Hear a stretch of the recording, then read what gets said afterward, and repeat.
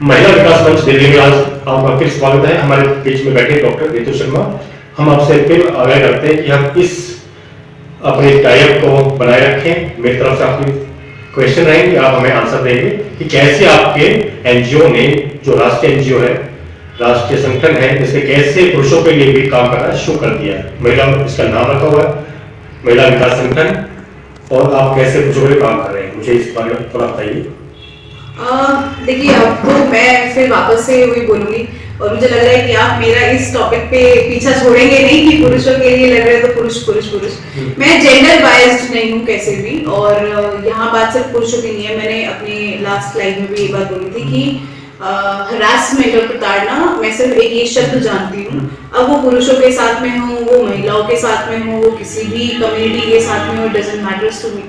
So I am working hard for anybody who's coming to us, और हमसे जो भी अप्रोच कर रहे हैं, जो भी हमसे सहायता की डिमांड कर रहे हैं या सहायता के एक्सपेक्टेशंस लगा रहे हैं, तो हम उनके लिए यहाँ पर हैं। और कुछ केसेस ऐसे भी है जो सहायता नहीं भी मांग रहे, लेकिन फिर भी हमें उसमें जाना पड़ रहा है, क्योंकि वो कहीं ना कहीं हमारे समाज को किसी न किसी लेवल पे इफेक्ट कर रहा है। रितु जी, आपका धन्यवाद। अब मुझे बताइए कि कल मुझे सूत्रों से पता चला है कि आपके यहाँ पर पुरुष का केस आया है जिनमें फाइनेंशियल मैटर भी शामिल था, और वे सुसाइड करने के कगार लोग आ गए थे। हाँ, बिल्कुल बिल्कुल। हमारे पास में अभी हम सुनते हैं ना कि प्रताड़नाएं तो बहुत हैं, मतलब फैमिली केसेस अगर हम देखें, पर्सनल केसेस अगर हम देखें, पुरुष प्रताड़ना, महिला प्रताड़ना, ये सब तो बहुत आपने सुना है। और रेप केसेस भी अभी हमने डिस्कस किया कुछ दिन पहले, और सब चीजें हैं, दहेज का और इस सब चीजों का, सुसाइड का केस। लेकिन अभी हमारे पास में कुछ ऐसे केसेस भी आ रहे हैं जो इनसे भी अलग हैं। अभी रिसेंटली मेरे पास में एक केस आया है, एक लड़का मेरे पास में आया, बहुत ज्यादा परेशान था, और बिल्कुल सही आपने सुना है उसके बारे में कि सुसाइड भी कोशिश करी उसने अटेम्प्ट करने की, या थॉट प्रोसेस उसके दिमाग में वही चल रहा था। तो देखिए ना, हरासमेंट किस तरीके का होता है, कि मैंने कल भी अपने लाइफ में बात बोली कि हरासमेंट, मेंटल टॉर्चर इस तरीके से हो जाता है कि इंसान को अपनी जिंदगी सस्ती लगने लग जाती है। तो केस कुछ इस तरीके से था कि दोस्ती यारी हुई, दोस्ती यारी में होता है कि गाड़ी लेनी है और लोन नहीं मिल रहा है, तो ठीक है, तुम इतने अच्छे फ्रेंड हो मेरे, तो गाड़ी ले लो तुम अपने नाम से, मैं पेमेंट कर देता हूँ, इस तरीके से था। अब 1 साल तक की डाउन पेमेंट से लेके सारी इंटरेस्ट इस लड़के ने भरी, और एक विश्वास के नाम पर, दोस्त के नाम पर, जैसे पहले हो जाता था ना कि भाई के नाम पे घर ले लिया, या किसी के नाम का सिविल, आजकल की बैंक के काफी सारे डॉक्यूमेंटेशन हो गया है नेसेसरी आरबीआई के अकॉर्डिंगली। तो उसमें वो फिर नहीं बैठा होगा, उसका फ्रेंड फिर बैठा होगा, एक दोस्ती यारी के रिलेशनशिप में, ट्रस्ट में गाड़ी ले ली, और डाउन पेमेंट से लेके इंटरेस्ट तक सब कुछ इस इंसान ने पे किया, ऑलमोस्ट लाखों में पे कर दिया।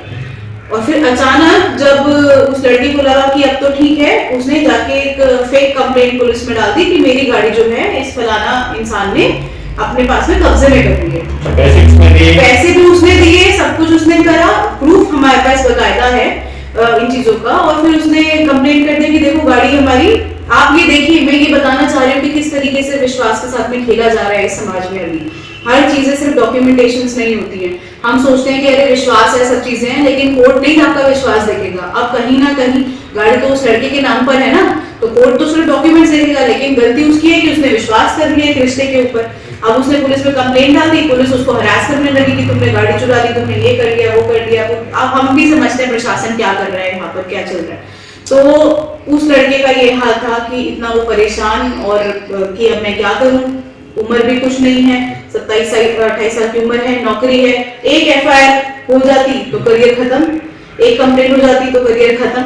इस तरीके से ये केस आया। हमने पुलिस से बात करी कि भाई सारे डॉक्यूमेंट्स इसके पास में हैं, आप कैसे इसको हरास कर रहे हो, कैसे आप इससे डिमांड कर रहे हो किसी भी चीज की। हम कोर्ट में जाएंगे, कोर्ट में केस देखेंगे, फिर उस लड़के को बुलाकर उससे बात करी जाएगी। अभी तो कहीं ना कहीं हमने ये वाला केस ऑलमोस्ट 80% सॉल्व ही कर दिया है, क्योंकि जब पुलिस को भी पता चल जाता है ना कि कुछ नॉलेजेबल लोग आपके साथ में जुड़ गए हैं, तो वो भी अपना काम सही तरीके से करते हैं। तो मैं सारे पुलिस वालों की बात नहीं करूंगी, मैक्सिमम लोग हैं ऐसे बहुत ईमानदार पुलिस वाले में, कुछ एक आधा हर सोसाइटी में। मैं एक डॉक्टर हूँ, हमारी कम्युनिटी में भी एक आधा ऐसा निकल के आ जाता है। तो हर कम्युनिटी में, हर एक प्रोफेशन में, हर एक सोसाइटी में एक इंसान ऐसा आ जाता है। तो अब ये है कि देखते हैं इस केस के बारे में कि किस तरीके से सुलझेगा। वैसे 80% हम लोग उसको सॉल्व कर चुके हैं, तो इस तरीके से हम लोग मनी एक्सटॉर्शन और केसेस पर भी डील कर रहे हैं।